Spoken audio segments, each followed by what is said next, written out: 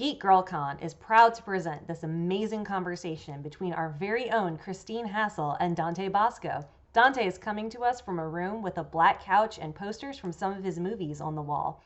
Kristine is wearing her red glasses and has chunky red highlights in her hair. This conversation has been interpreted into sign language. The interpreter can be found to the right. Thank you and enjoy!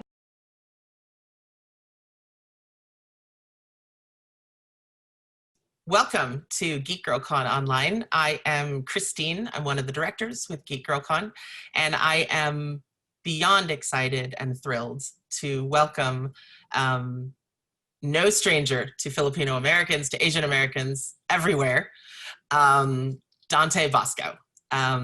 We are so happy to have you here. So much.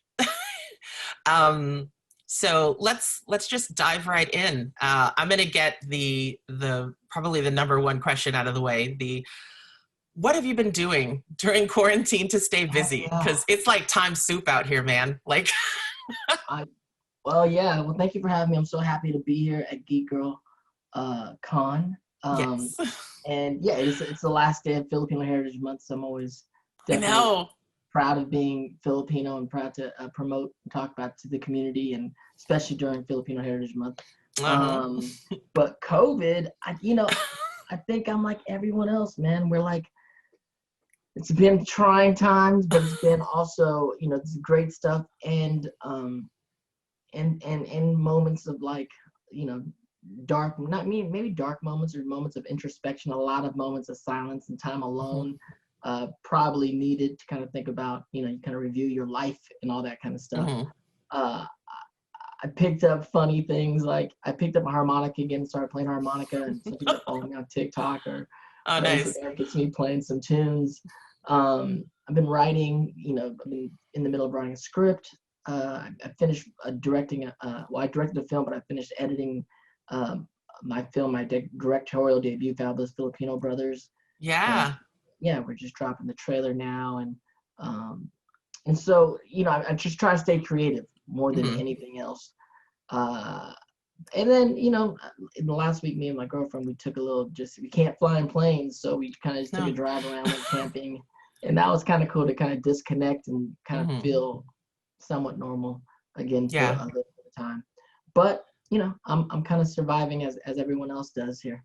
Just kind of Coping and surviving. I actually submitted 4 poems for an upcoming compilation poetry book. My buddy NQ, a poet NQ, is putting together, and not surprisingly, like 3 of the 4 poems are like COVID inspired, time alone poems. One of them talks about, I was talking about COVID being like purgatory, like we're all in limbo. We're like we're literally in limbo. We're literally in purgatory. And I grew up Catholic, so it's like purgatory is a place between heaven and hell. Yeah. And that's where we are. The world as we once knew it is pretty much gone. And we can mourn that, and where we're going, we don't actually know yet. And and in the interim, think about your life and think about the good you've done and the bad you've done. And hopefully, wherever we end up, you could be better. Yeah, just try to get correct is what you're saying. Exactly. Do you find, because growing up Filipino Catholic, same. Yes. Do you find, now is most of your family close to you, or is there a lot of Zoom calls going on between family? I'm very lucky that most of my family is, all my family, my immediate family, all my brothers, my sister, my parents, we all live in, the Los Angeles area. And we get, like most Filipino families, we see each other quite often. Still in COVID, even though they've been mostly backyard get-togethers, like and we're most concerned about my parents now, older, like 60 plus 70, and so we're just kind of more concerned about them during this time. But luckily, we've been able to kind of like all get COVID tests frequently, and kind of get to hang out and have barbecues in the backyard and kind of get to hang, which is a blessing, because I have a lot of friends that's not the case for them. Yeah, probably like a lot of possibly card games or dominoes, and just a lot of eating. Yeah. A lot of eating. Oh, so much eating. Board games. we got really hot on playing this game, Monopoly Deal, like a Monopoly card game, and a new game called Block Us, which is like Tetris chess. We're heavy. Oh, Heavy. oh, the Blockus has like the little Tetris tiles, right? Yes. Yes. Oh, and it is a mean game. It is a mean So you're game. just like, oh, I've run out of tiles and I hate everything. Yeah. I love that board games, at least in my family, have kind of picked up again. It makes you feel like we're kids, like, you know, on a sick day playing the game of life or playing, you know, Monopoly together. Yeah. I know that, like, for example, most of my family is still in and around Texas. Okay. So there's nothing like trying to get about 12 to 14 Filipinos on a Zoom call where some of them are not quite technologically sound. So you have to go like, ate, like mute, forget it. Because it's just like, talking over each other. Oh, everyone. And then I get that little kind of warm feeling of, oh, I miss you all so much. Exactly. And then after about 90 minutes, I'm like, okay, I'm done. Like, I need a break. What part of Texas are you from? Houston. Houston. I was just there on my little road trip. Oh, really? Passed through Houston. It's hot. It was very hot. And humid. Yes, and humid. And have you ever visited the Philippines? Yes. My last film, Fabulous Filipino Brothers, and the film I produced before that, Empty by Design, were both financed out of the Philippines. And me and my producing partner, Ron Erickson, at the Machine here in LA, we've been in and out of the Philippines like the last 2-3 years now, like 12 plus times, which is crazy. So I've been going home a lot. I've been going back and forth, I'd say, for the last decade, starting with a debut and then kind of like make my way. I think as I've grown up Filipino American, you know, you realize, like most Americans, that we're a country of immigrants. We know a lot about being American, and maybe not as much about the places we're from. And so as an adult, it's been really, you know, just satisfying and for me to kind of go home and reconnect to the place where my grandparents are from, where I'm from, and the people and my friends out there and the social circles out there, and the industry through what I do, filmmaking. And I've been producing a few films out there, acting in a few films out there, and I'm connected to a lot of people within the film society in the Philippines. And nice. It's just been one of my, you know, something for me. I have found, and maybe, well, I should frame this as a question. I think that food, especially for people of color and immigrant families, it's a love language. Would you say that filmmaking for you, especially since you're venturing into directing and doing more maybe behind the camera, would you say that that is also a love language, maybe to where your elders came from, you know, like where our family came from? Most definitely. I mean, I've been in the industry now for 35 years. You don't look it. I'm just going to say that. Which is a long time to be in any industry. You know, and that's not saying anything for the you know, for especially for the film industry, which is a very, you know, rough industry to kind of be a part of, and especially for decades long. And it is a love language. I mean, when you kind of get older, you count your blessings in this industry. That I count my blessings all the time, that I'm still around, that I'm still able to work in front of the camera and now behind the camera. It breaks down to, you know, we're storytellers. Like, you kind of like start to look at your career and your life from a different perspective, and it all comes down to story and storytelling, and the stories that you get to be a part of, the great stories, whether it be Hook or the debut films, posters behind me, or Avatar, Last Airbender.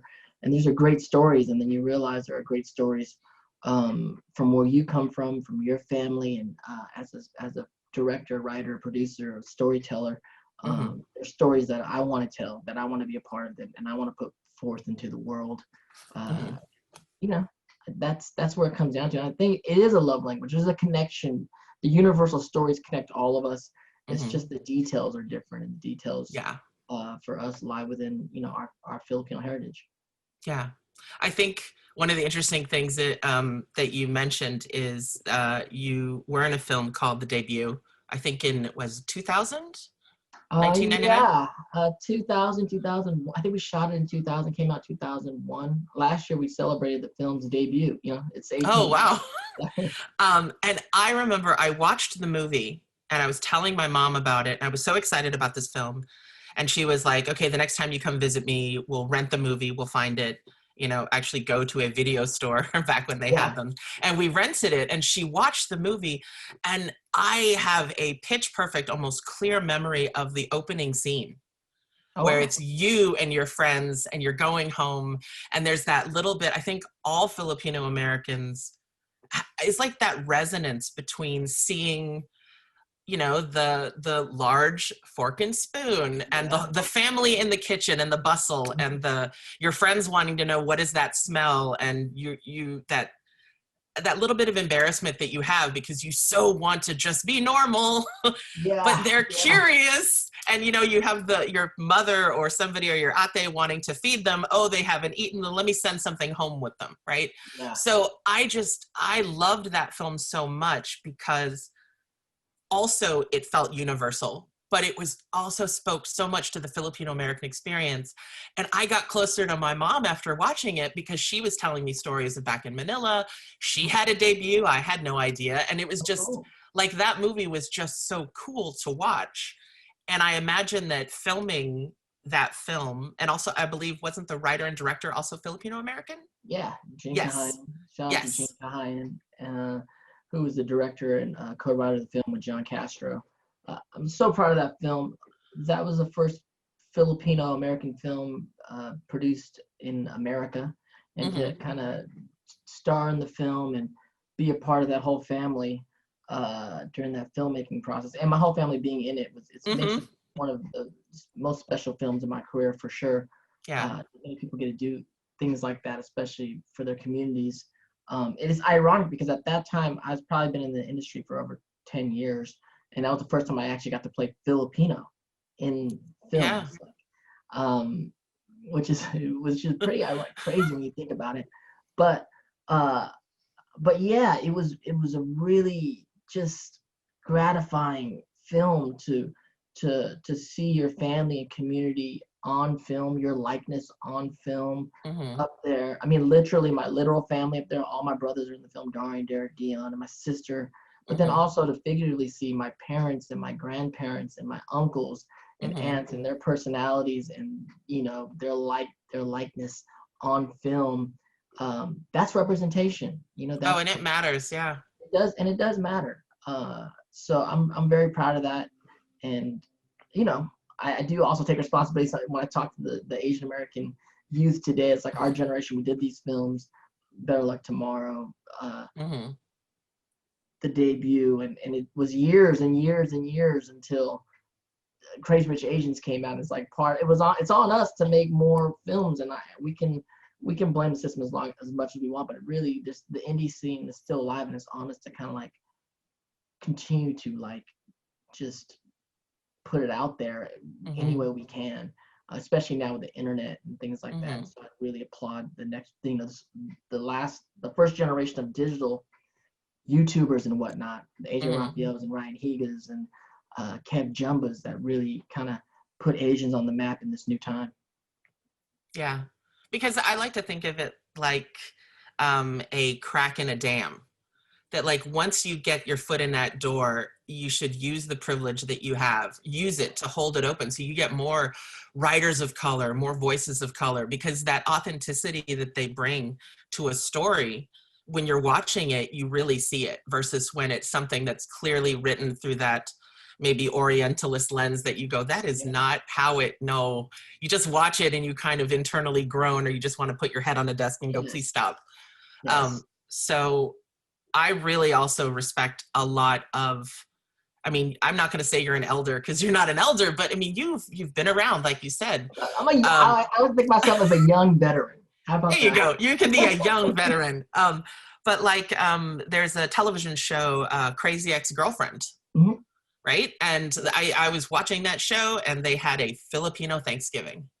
Yeah. And I remember being affected in a way that I didn't expect to be. I was like, it's, yeah, and I was almost speechless, just going like, wow. how long did it take to get this representation, and how maybe some people don't realize it because they've always seen themselves in media. Right. No, But the power of, you know, and I'm not going to take up all the air in the room, but the power of seeing you in Hook and seeing you and going, he looks like all of my cousins. yeah. You know what I mean? Like your face, your nose, and etc. And it's just that to me, once you see it, you can be it, right? It's that power that you have. So do you find that when you meet, say, fans at conventions or fans kind of out in the wild, on the streets, whatever, what advice do you give them if they ask you, like, how do I get started in the biz? Or, you know, what advice would you impart? Yeah, I do get to meet a lot of fans at conventions, and I speak at colleges, probably half a dozen or so a year, universities and drama schools. You know, it's a very tricky thing. I always try to just inspire, because it's important. Like you said, I understand. I didn't set out when I started acting to be, you know, this pioneering Asian actor or pioneering Filipino actor. When you look back on your career decades later, you see what you've done and what ripples that may have made. I go to auditions now, or I meet actors now in Hollywood and or filmmakers, and they let me know how impacted they were by my career. I mean, even directors like John M. Chu, who directed Crazy Rich Asians, he was like, in an interview, and he's told me to my face, and he's also said in interviews for Crazy Rich, it's like, I thought I can be a part of Hollywood when I saw Dante Basco in Hook as a child, when I'm in the movie theaters and I see this face and it looks like me. And that was the first moment where I thought I could be like in Hollywood. And so there's several different advices, you know, to give to young actors and filmmakers, that your voice matters, your story matters, you matter. There's a lot of, you know, I also try to be the realist when I go, especially when I speak at universities. I speak to drama schools. It's like, you know, it's almost like medical school, where you're like, so look to your left and right. You know, Yeah, like, exactly. they're not going to be doctors. Like, they're not going to make it. I mean, that's coming to Hollywood. You're, you know, at best $1 million to one shot. You may be a 10 million one shot, and it doesn't matter if you're white, black, Asian, Latino, male, female, straight, gay. None of these things matter. The odds are not in your favor. Exactly. You're like, you almost say, like, you're not gonna make it. You're not gonna make it. But if you work hard enough and you find the right role finds you, and things happen, and you get lucky, and the better you get in your craft, the luckier you will get. You're gonna make it. You know, it's like one of those things where they look at you afterwards, like, are you crazy, man? You're not gonna make it, but we might make it. And so I'm a realist to a degree, just because I've been around so long, but also, I mean, I always tell people to get good at what they do. That's really where the satisfaction comes from at the end of the day, is like, are you a good artist? Are you a good storyteller? Be a part of great stories. Try to be a part of great stories. Try to tell great stories. And then, you know, see, it's you. That's actually the key thing. It's like, it's you. A lot of artists come into town and they want to fit into the box. They want to sell into the studio. They want to, like, please people. But the trick of it all is, you kind of have to, you think you're leaving, you're going to act and you're going to tell these stories because you want to, like, get away from you. You don't want to be you. But the actual irony of it all is, if you have the courage to actually be you, that's your actually one ticket, and one lottery ticket to all of this, is there's only one you. Even though you're $1 million to one shot, there's only one you. And if you have any chance of making it, you got to show yourself. And that takes time and courage and craft, and to get to a place where you can really reveal yourself. Do you find that I find that meeting other, like, first generation Filipino Americans, because our parents wanted us to assimilate so much. A lot of us don't speak Tagalog, or, as I jokingly say, we're very fluent in "you're in trouble" and food, right? Like, but do you find that maybe the second generation, third generation, they're more connecting with the culture? They're more keyed into it. Like, they're not embarrassed to take, say, adobo or pancit to school, whereas maybe in my generation, I so just wanted peanut butter and jelly sandwiches to take to school so that people wouldn't make fun of me, you No, know? Like, I agree with you totally. I mean, more my family, which I think a lot of Filipino Americans, they came over through a military background. Like my grandfather was a World War II vet, and coming from that, as far as Asians, we're like the most American or American centric of Asians, because America was like our last colonizers for like the last 100 years, like after Spain and whatnot. And so, you know, coming to this country, like we lost our language quick. My parents don't speak Tagalog anymore. oh, wow. And so we obviously don't. My parents are the generation that understand Tagalog but don't speak Tagalog. Yeah. And then we're the generation that don't know Yeah. either.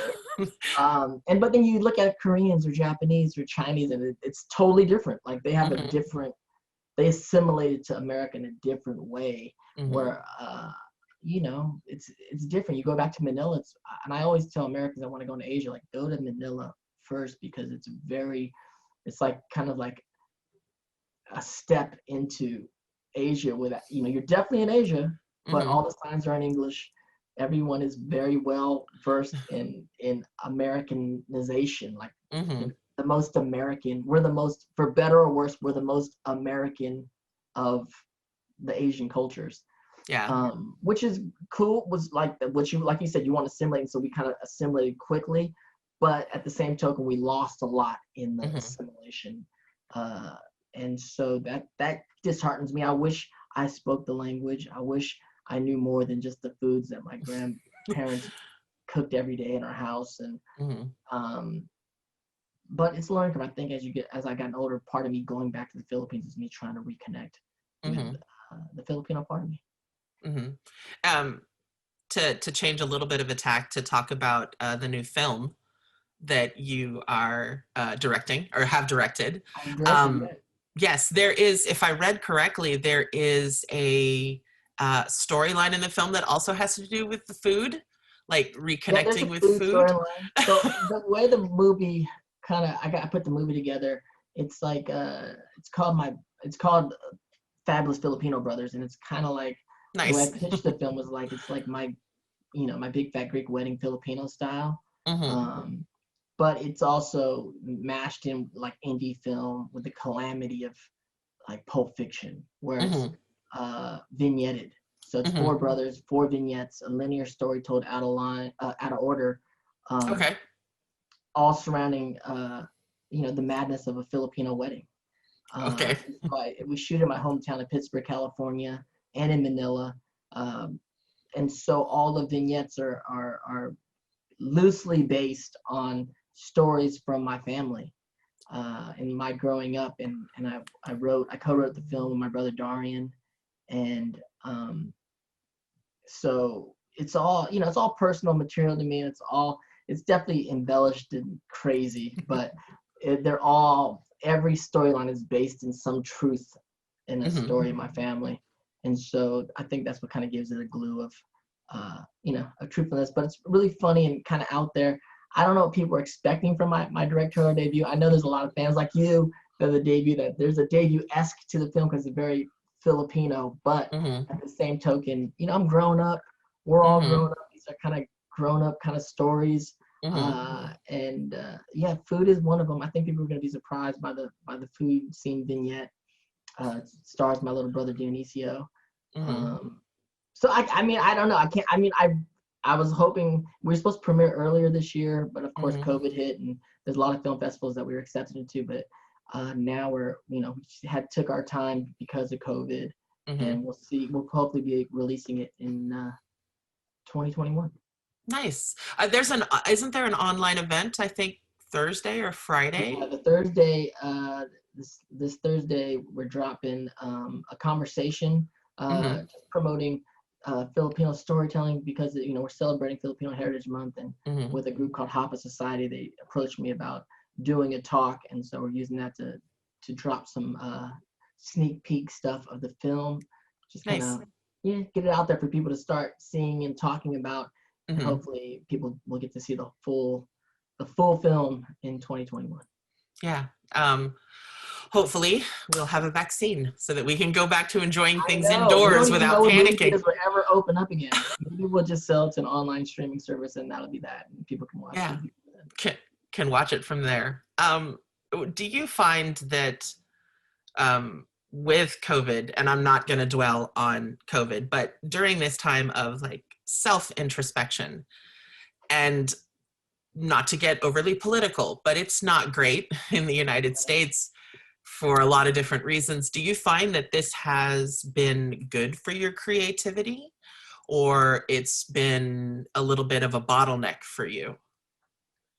That's a good question. I think both. You know, you're taking time. I think we actually all need time worldwide. I think we're moving so fast that this is like a world slowdown situation where we're at the pinnacle of we are as humans on the planet, moving and communicating at a speed and a rate that is unprecedented. And so this is a time for us to definitely slow down. And I think creatively, it's definitely helped me. You know, there's a lot of times you're just so busy that you can't stop to digest your life. And for me, it's been somewhat of a digestion of my life. But then at the same token, I'm sure I'm like a lot of people out there, wake up in the middle of the night, certain nights during these just unknowing times, these uncertain times that like where you're totally desolate and you're like, the world is over, my career is over, life as we know it is over. What do we do now? We're all back to the drawing board. But what I've come to realize for myself, and with others that I've talked to, it's like things have fallen away, things that don't matter as much, the things that we have that we thought defined us are starting to fall away slowly. And the things that matter more. So it's like the things that we thought mattered matter less, but the things that actually matter are starting to matter more. Whether it be family, relationships, the time spent in your bubble with the people that who is your circle? Who are the people you're communicating with? Who do you care about? Who cares about you in that way? And so I think that's definitely influenced and inspired me in my creativity. I'm very interested to see all the stories that come out, the generations to come, because I think, this is a shared experience worldwide. Oh, yes. Yeah. It's not uniquely American, it's global. Not uniquely American, it's worldwide. And as all artists, we're all impacted by it. And so our art is going to be influenced by this for years. And not just our generation. I mean, the kids that are going through it now is, they're going to know about this forever. It's like one of those weird things, like grandkids asking their grandparents, like, what did you do during the Depression? You're like, oh, it's like, you're like, yeah, I did a garden. Like, how was COVID for you guys? What did you guys do? Like, we played Monopoly Deal. did a lot of Discord calls. I lost my train of thought there because I was laughing. But I think that you touched on a very good point. All of the things, as I say this in front of a wall of, like tchotchke and stuff behind me. But you start to really focus on the things that matter. Like a friend of mine joked that he thinks that when he's able, the next person that he is able to give a hug to that's not in his immediate bubble, he said, I have a very good chance, like, I'm just going to just burst into tears, because it's the connection of not, because we have to be, for obvious reasons, with masks and with social distancing so we can stop the spread. A friend of mine had a birthday, and we all, several of us got together in a parking lot at a Japanese store with a cake, and we were just like, happy birthday, here's the cake. It was like, you put down the idol and I'll hand you the whip kind of situation, like, don't come too close. But I think that you start to really focus on what matters. Totally. Like the quiet times. You took for granted in the past, hugging your mom, hugging your grandparents, touching your friend, just being in the same room and having a conversation. And you were so aware of our proximity now. And you realize that's something we took for granted in the past. Yeah. Like the idea of going to a salad bar or sharing popcorn with somebody makes me go, nope. That's what I'm Nope. saying. We don't know how long that feeling's gonna last or be. You know, I was talking to some people. It's like there's just like it's gonna be decades. I mean, this is like we will suffer from PTSD from this for years, I'm sure. Because think about like in a different mindset, like the AIDS pandemic that happened in the 80s, right? And I'd say for the next 20 plus years, not one teenager would have, you know, intimacy with someone new without it in their brain, somewhere in the conversation. And that's something that, you know, really, even though it was a pandemic, but it wasn't a pandemic. It was a problem, and it was something we had to deal with. It only really hit personally a smaller group of the population, where this hit everybody. Everyone. It didn't discriminate at all. Did not discriminate. So we're talking 20 plus years of the feeling that you're feeling now about many of people, not even strangers, loved ones, let alone strangers. Yeah. We're going to be dealing with that in our subconscious for decades. Yeah. Did you wash your hands? You know, like asking an adult, Mom, did you wash your hands? Sharing foods. I mean, tapas restaurants are done. Tapas. Yeah. I know. It's like, I don't know if I trust this restaurant. Exactly. What do you, because you have recently, and this popped into my head when I, you know, joked about my wall, but I have a little large appa. But recently, Avatar was. Do you really? Yes, of course. You have to. But recently, when Avatar hit streaming, it was the #1 streamed show for a good long while. And it still resonates with adults and children now.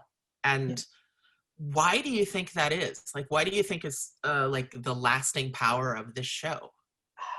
You know, I think it always goes back, like I said earlier, it's a great story. It's such a great story. And that's what you ultimately want to be a part of in this industry. It's like, can we be a part of a great story? Can you act in a great story? Can you direct or write? And you don't know. I mean, ultimately, decades later, the audience is what tells you that, you know?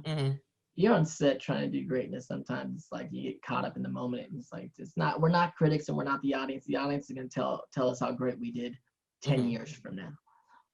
But specifically with Avatar, I think it's partially, I think it's heavily to do with Mike and Brian, the creators, and they're such great artists and great guys, and the detail that they put into the world, into the story, and the respect they had in telling the story and knowing what they're doing.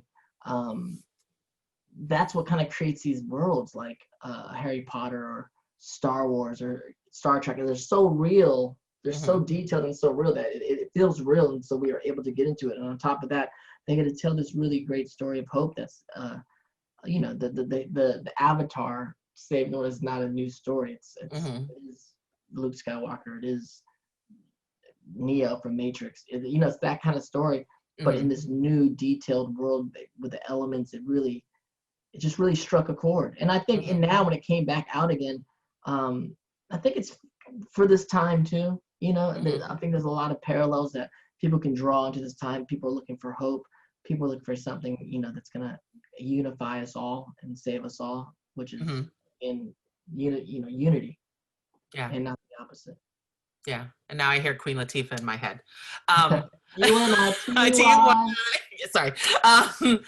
I think that one of the amazing parts of Avatar and Legend of Korra and shows like that is that older cartoons never showed things like PTSD. Yeah. Or what happens when you grow up with an abusive parent. Yes. Or when you grow up with, say, what's the word? Gender expectations. Like Katara is the one who mends the socks, and so it was a show that, like, kind of shattered all those things that you're used to seeing. And I showed the first season to my niece when she was little, and I was so terrified inside that she wouldn't like it. And she like watched the first season, and I asked her, she's like, did you like it? And she was quiet, and then she said, yeah, because Katara looks like me, because she's, you know, a little browner. And I just sat there, my little heart went, oh, because it was one of those moments where it re-emphasizes that idea that if you see yourself writ large on a screen, in media, in whatever it is, that is so powerful for little children, and so important why art needs to be created. You know, I'm speaking poorly because I don't want to get emotional, but that idea that it means a lot, you know, it just means a lot, so much. Well, I've been an advocate for Asian American media, but all ethnicities in media, because the way it is, it's like people say, oh, it's racist, or it's like, it's not racist, it's just business. It's how the business created, like, and it could be seen as racist. But the reality is, you know, for the last, 100+ years of Hollywood has existed, I'd say over 95% more of all the ethnic roles ever played in Hollywood, including roles I've played, are created from the perspective of a white male. And that's not racism. That's just how the business was. That's how it happened. And I'm not trying to diss or disconnect from the past. I think we have a rich history of filmmaking, but going to this new era of filmmaking and storytelling, that cannot be the case. Like, that's not authentic. We have to tell the stories from our own perspective, because of our own point of view, because their perspective doesn't make it wrong. Like, that's their perspective of that situation, and there's truth in that because it's their perspective. But if that's 95% of the stories being told, then it's a very one-sided perspective of the world. What art is communication. Communication is back and forth. If, say, someone like me tells a story, then this is from my perspective, and I may know things and I do know things authentically that you may not know, and consequently there may be a white role in the film from my perspective that you may or may not like. But that's conversation of filmmaking. And the problem is the conversation has been one-sided for so long that in this new era, it can't be that. It is on us to tell our stories from our perspective and our point of view. And again, we're going to have characters from other ethnicities, other things from our perspective, and that's part of what that filmmaker is doing. But the conversation is going to be more broad for more people to kind of see and get a better scope of what the world actually is, and not just the perspective of a white male perspective dominantly. You know, that's the deal, really. And you wouldn't have shows like The Dragon Prince if you didn't have Avatar, you know. And then you see the DNA, you know. I mean, voice actor aside, you know. Oh yeah, Jackson and John Collins, you know, they're all involved, and they're great. Listen, Avatar is not as a fluke, but it was, you know, it was definitely an outlier. This is when I went to Nickelodeon. First of all, Nickelodeon did it, and Nickelodeon has not done another show remotely like Avatar since or before. When I went and started to get involved with Avatar, I went to Nickelodeon, and you know, I go there, and you know, Nickelodeon's in Burbank, and it's a white building with Double Dare slime green on top of the building. Oh wow! Orange letters, Nickelodeon. You walk in, there's these massive 50-foot murals of SpongeBob and Cat Dog, and great, you know, iconic classic. What we all know what Nickelodeon is, and then hand me a script, you know, Avatar: Last Airbender, and I'm reading through it, and it's in the art. You know, I have this guy's first season, Zuko, and he's bald-headed with a ponytail. He has this crazy scar on his face, and it's obviously Asian-inspired, anime-inspired, epic tales, elements. You know, you could see it being this hero even early. Like, you find this kid in ice, and it's like it's gonna go on the hero's journey, and you're like, this is not Nickelodeon. Like, this is definitely not Nickelodeon. What are we doing? And part of me at that time was like, this is not gonna go. Is it on Nickelodeon? It's not gonna get picked up. What is It's this? not gonna get picked up. I don't know if it's gonna get picked up. Look, it's been a lesson in my life also of just don't know so much. You know, there is room to be surprised in this world, and for me, Avatar is one of the great surprises in my life and career, and maybe for everybody. That's one of the reasons why it's so successful now too. Yeah. It's a surprise. It's Nickelodeon. It's an animation. It's just as impactful as Star Wars or Mandalorian or something like that, you know. And I think that's really beautiful, and it's a gateway drug to anime for a lot of Americans out there. All of a sudden, people like, maybe I should watch Sailor Moon and One Punch Man and exactly. Cowboy Bebop. There's some things out there I should probably get checking on. You're like, yeah, you should check out these other animations from Japan. Let me introduce you to Samurai Champloo. Exactly. You were you have us. I didn't mean to cut you off. You have a Star Wars connection, right? You voiced a character in Rebels. Yeah. I voiced a character named Jaquel in Star Wars Rebels, and that's like a dream come true. Well, I mean, a few connections. Well, Mark Hamill plays my father, Father Ozai, in Avatar, and that I totally geeked out on that. That was like one of the most surreal moments of my life.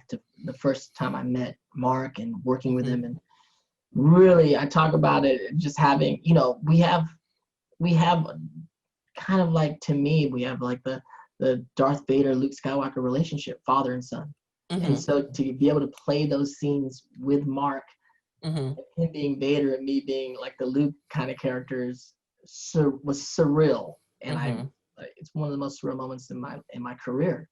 And then going to do Star Wars Rebels and having just a little bit, you know, a little piece of the Star Wars universe, and having an original character, and working with Dave Filoni, who kind of tells you all the lore of like who your character is, where he's, what he's doing on the show, what he's doing when he's not on the show, what part of the Rebel Force he's in. It's just the inner child in me is totally geeked out on that. And I've been fortunate to go back with the Star Wars family and voice and narrate their online stuff, Galaxy of Adventures for Star Wars. So you can hear my voice as I kind of narrate all the animation they did, which is really cool. That is cool. You talked about voice acting, and you had also I would like to say fortune, simply because when you look at her long list of credits, Andrea Romano did the voice directing, correct, from Avatar, and literally y'all just go out and Google her. She's done so much work. What do you think she brings to the job to like elicit these performances? Because I don't think I've ever watched a property that she's been associated with that I didn't go amazing. Yeah, she's a goat. I mean, she's since retired, and I love Andrea Romano. I mean, she's one of the goats out there, greatest of all time. She's literally a legend. And I had the good fortune to work with her.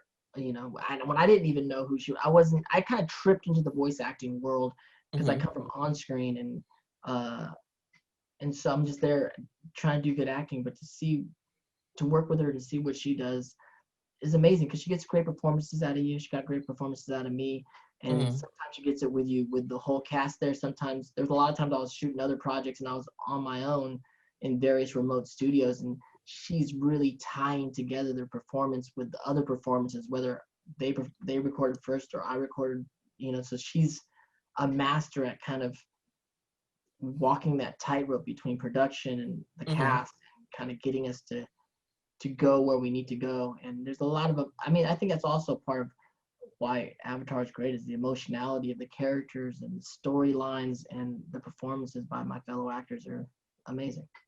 Yeah, okay. I was just curious. Let's see. I have hit a lull, which hopefully they will edit out.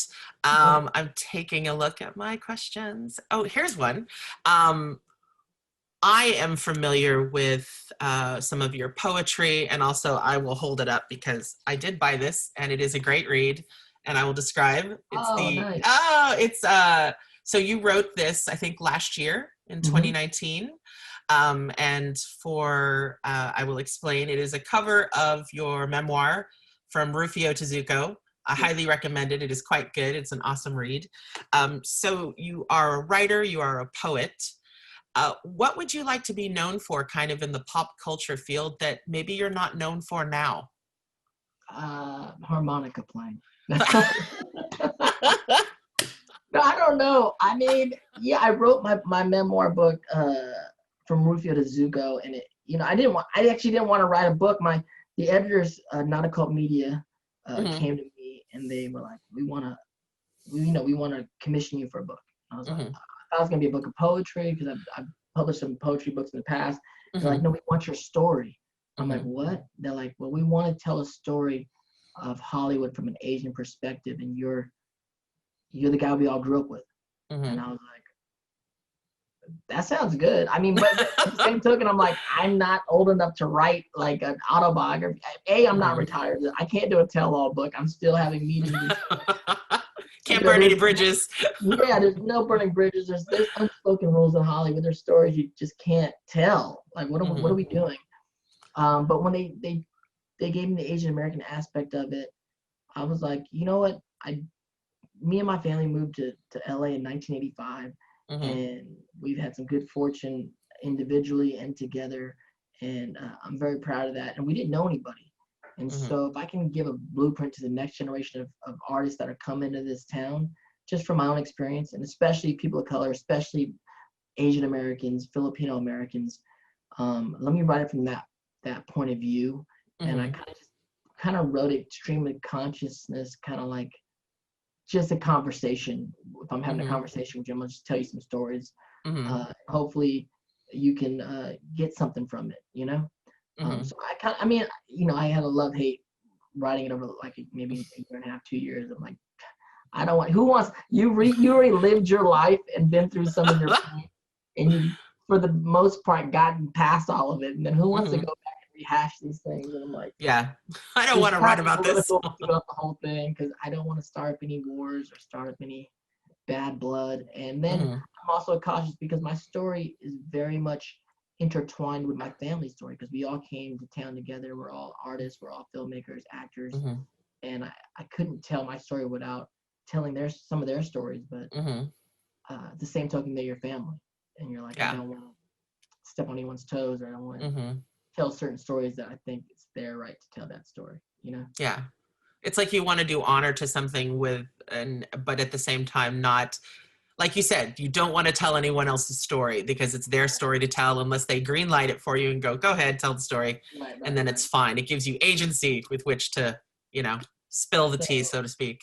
Yeah, it's a quick read. It's my first installment. I'm sure as I progress in my career, I'll be able to write more. And then if I retire someday, I'll be like, okay, here we go. Let's just talk about all of it now. Now that I'm like not worried about people coming after me. Here's this. It'll be Dante. What's the word? I was gonna come up with a clever title, but exposed. That sounds terrible. But I'm sure there would be a market for that book. But we're not pushing that book. What would you say is, because you've done other acting roles. You were in But I'm Not a Cheerleader, which is one of my favorite films. You were also Jake Long. Yeah. Yep, American Dragon. That was for 2 years. What character would you say are you most like or least like in all the roles maybe that you've voiced and you've done? And that might be kind of a gimme question, but I'm just curious. I mean, ironically, like people always ask me that question, because Rufio and Zuko are kind of the most iconic over time. But I said, ironically, I'm probably most like, growing up, I was most like Jake Long. Like Jake Long was like just me talking and being. And when I signed on to do Jake Long, the whole project became, his first. People tell me like, don't forget you have a Disney project. You're an original Disney character. Which I was like, that's pretty big. Yeah. And they said, you're the first Asian American Disney hero.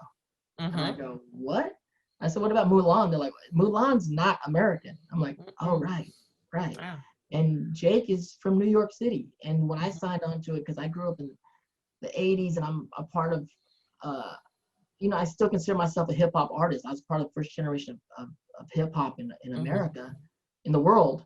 And when I signed on to do Jake, it was like, it became like a hip hop show, like the lingo and everything. And he was more of a skateboarder, but I was more of a b-boy. That's just what I was in the 80s. And so I brought a lot of that Asian hip hop to Disney. And even Disney at the time was like, where is this show going? And we had a good time of like improvising lines and doing all that. And so there's just a lot of just me, Dante, in Jake Long, which is great. But there's the way acting works out is, the character stuck with you and you're stuck with the character. So there's a lot of me in all these characters, and there's a lot of the characters in me, as it would be. But I don't know. Zuko's pretty angsty, and I'm usually pretty light person most of the time. Pretty chill. I'm pretty chill, but I'm sure some people say I have moments of darkness. Of course, I have some dark moments like everybody, but it's not my overruling thing where I think Zuko was pretty dark for a few seasons there. Like this dude just walking around in a dark cloud. I think that's what makes him so, and I'll do the air quotes, kind of swoon worthy, because it's just because he's just so angsty, and you're like, that's like teenage catnip for for the year, because he's just so my honor, and that's what makes him such a great character. Gotta love Zuko. You mentioned the rap and the b-boy. I remember, and I know that you do know her, artist Ruby Ibarra. Of course. I heard the song Us. Again, find it on the internet, find it on all the different ways you can find it. Yeah, exactly. But you are specifically name checked in it when she talks about give me that, Dante. I think it's, what is it, Dante or Rufio and Kino type. Kino is a Filipino artist, also like 80s.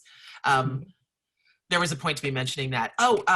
What are you listening to now? Like, what music have you been listening to? So much. Shout out to Ruby Ibarra. It's always big cool shout out. kind of like shouted out in a song, either by name or by my characters' names. And Ruby, like recently, really cool. I actually went to one of her shows, and I was like, and she did a verse to me as I was proud, which is really cool.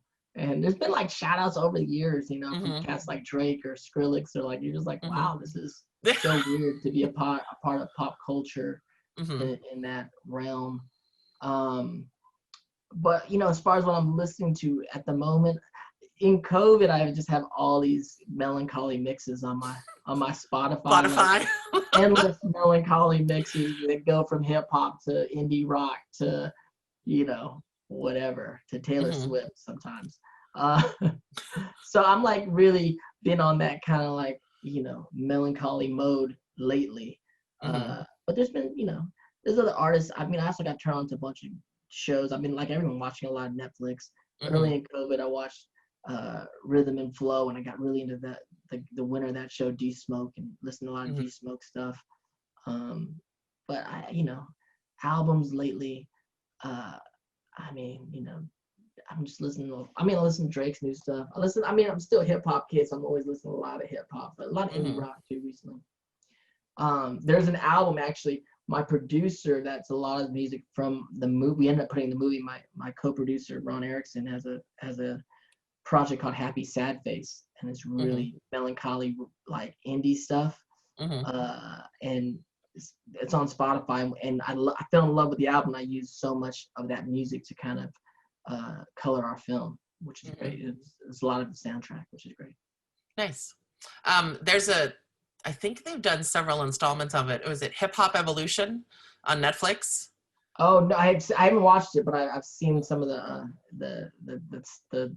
trailer stuff on Netflix. Yeah, it's good because they do East Coast rap and then West Coast rap and then like Dirty South. So because I come from Houston, where like you got the Ghetto Boys that came up and like seeing. I saw Scarface in concert more than once, which is Ghetto Boys were big for us back in the day, for sure. Yeah, exactly. Scarface, yeah. Willie D. So like to see them go through all the different, like Digital Underground in the Bay Area, and then going to like New York rap with like Curtis Blow, and you're just like watching this evolution, and it's really cool. Like I highly recommend it if you've not seen it. H-Town got, I mean, Travis Scott, I think, is from H-Town. Mm-hmm. And I mean, of course, Beyonce. Right? Yeah, she's quite literally the hometown girl, and she's a Queen of Houston. She's Texas all day, Tejas all over. All over.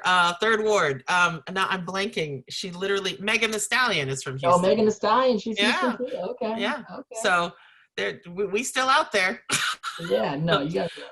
Yeah, who can't forget the Ghetto Boys? The Ghetto Boys are. I mean, it's Halloween, so you know. Yeah, my mind's playing tricks on me.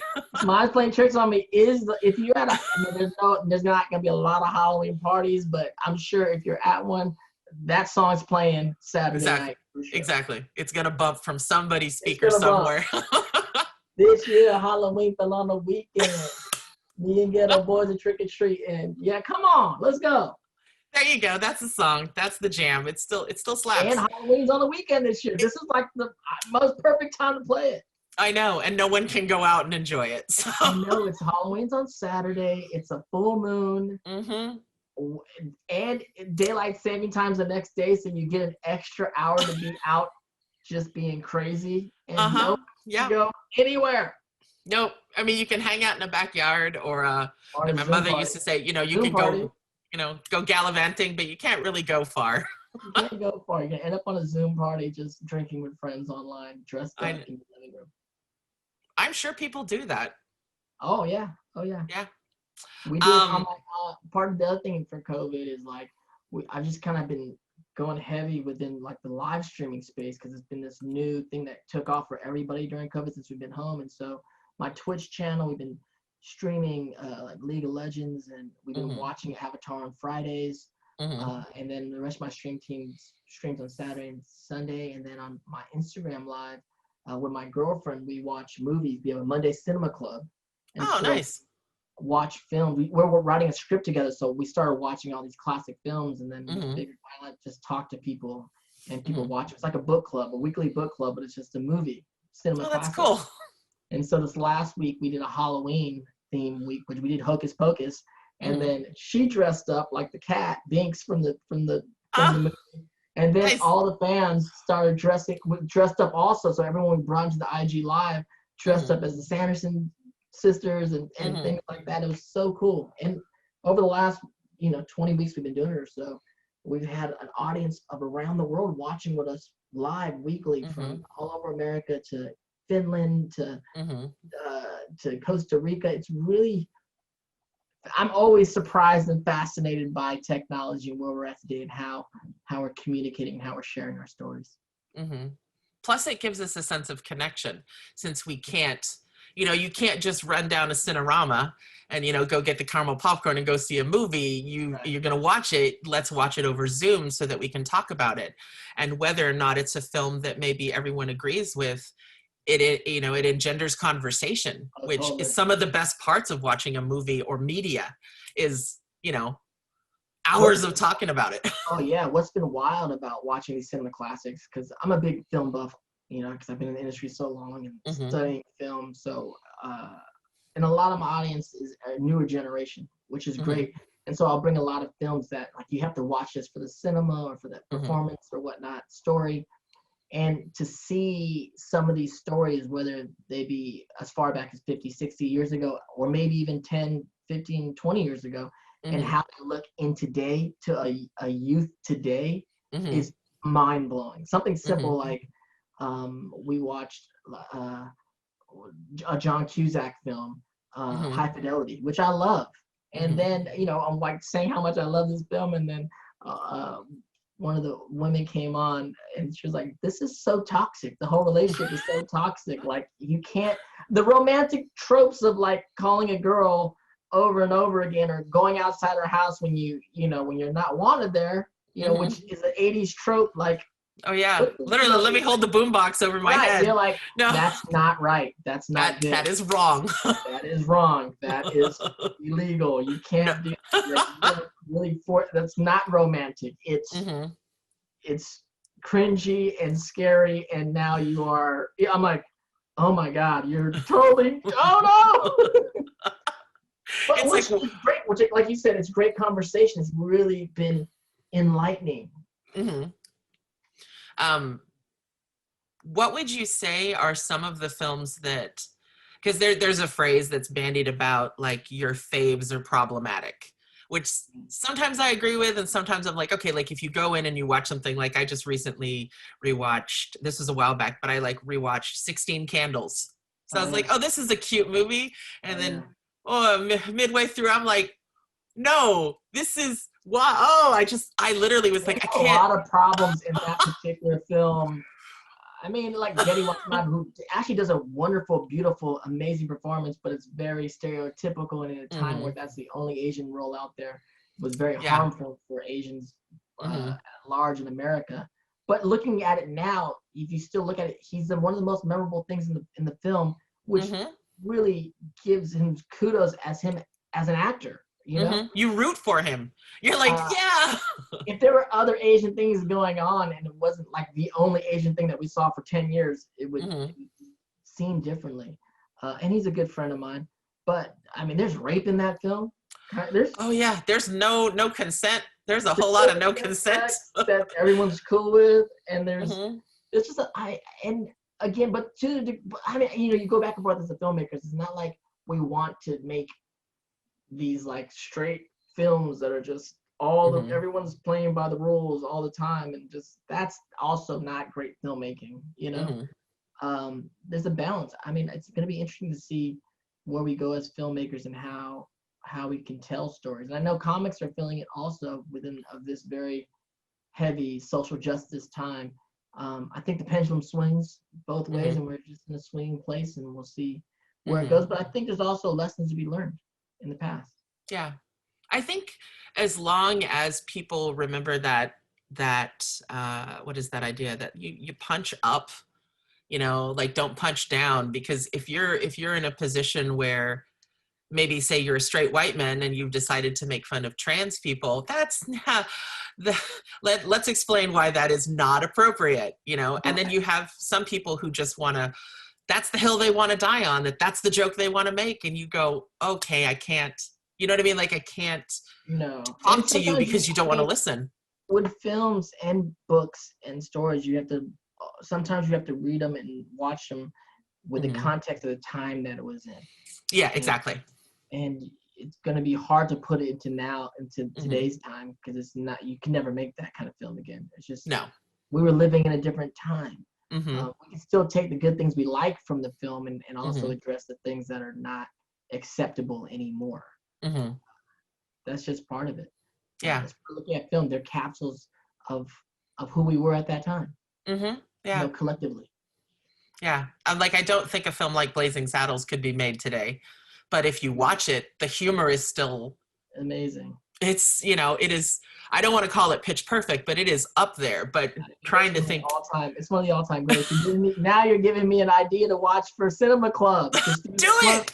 That's got to be one of the films. I mean, it's all-time. So out there. It's so ahead of its time. Yeah, I think, and there's so many quotable lines like Mongo is pawn and great, you know, Mongo is pawn and like, you know, just, it's hilarious and it holds up. But I don't think it could be done in 2020 like it was done in the 70s, because it was a snapshot of Mel Brooks's humor and it was done so well. But maybe, I think Jordan Peele can give it if it's a run for its money. Jordan Peele might be able to go and give us something like that, a run for its money. I would watch that. And if Jordan Peele, if you are watching this, I'm just saying, go for it, Jordan. Yeah, go for it. Give Dante a call. Western. Yeah. Jordan Peele needs to do a Western, for sure. Let's do it. We've had Thai Westerns. We've had Korean Westerns. Let's do it. Let's go back to Blazing Saddles. Let's see something. Yeah, let's go back to that well. So what, I will wrap this interview up because I looked at the time and we've just been talking for over an hour, and you're very easy to talk to. You too. Thank you. Are you finished wrapping on the Fabulous Filipino Brothers? So what is on the horizon? What are you working on now outside of that film? there's so many things going on. I mean, even within COVID, we've been able to develop some of the stuff that we had in our slate. I have about, there's probably 10 things on the slate that we're pitching, both stateside and abroad, because I'm all about kind of like working in Asia right now too. So there's about 4 or 5 films we're pushing out in Manila and Vietnam and Singapore and Jakarta, and trying to start building bridges to Asia, bringing bring some of the highlighted Asian talents in America into Asia and bring some of their best talent into America and do these hybrid projects. Not unlike what Fabulous Filipino Brothers is. We have one of the top talents in the Philippines in our film, Solen. And so there's some films that we're working on that, and there's some animation stuff that I'm producing that we're pitching right now that I can't really talk about, but I'm really excited about. Okay. And beyond that, there's always writing, more poetry, more films that I'm writing that we're pitching out there. And so we'll see what happens. We'll see what happens when we all get back to work. I don't, what are pajamas? I mean, that's what everyone's living in now. I know. Well, let's see where we turn up when the world gets going again. I was in a dog park yesterday because that's where I go to have my me time. I just love to see dogs run around. And I have more than once now seen, I like to say, grown-ass adults in bathrobes, in those kitagumis, like dressed like Pikachu, because they don't care anymore. And that's fine. I'm not going to judge them, because 7 months of social distancing, you're no longer going to look at someone and go, are you wearing house shoes? You're like, hey, you have on shoes. Yeah. You put on shoes today. That's a plus. I hope you took a shower, or take a shower when you get back. One of those. I touched nothing. I was just like, okay, Purell. So, so do you have any final words of wisdom, sign off, jazz hands? Yeah, just thank you guys for joining us, hanging out with us. And I know we're all in this uncertain time together. And hopefully we all can take that time to kind of like improve ourselves even minutely, and just stay sane. We're all trying to stay sane together. Yeah. I hope to see you guys at a con in real life sometime soon. Yeah. If there are what's the word? If we are allowed to socialize in public, 2021. I would like there maybe to be a repeat of this. That would be really dope. I'd love to do this in person, Kristine. Right? Yeah, that'd be really cool.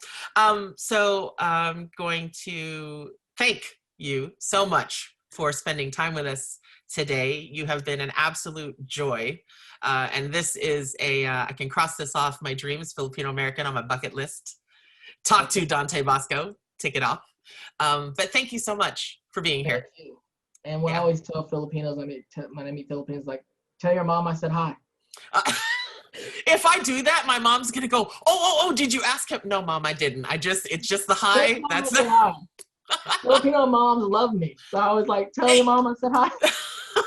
I'm gonna be like, Mom, look, here's a message just for you. Her name is Angelita. She can be like, hi. Tita Angelita, hi. There you go. Oh boy, she's going to show that now to everyone. Thank you. I love it. Okay. Yeah. So, stay safe, stay sane. Thank you too. Bye.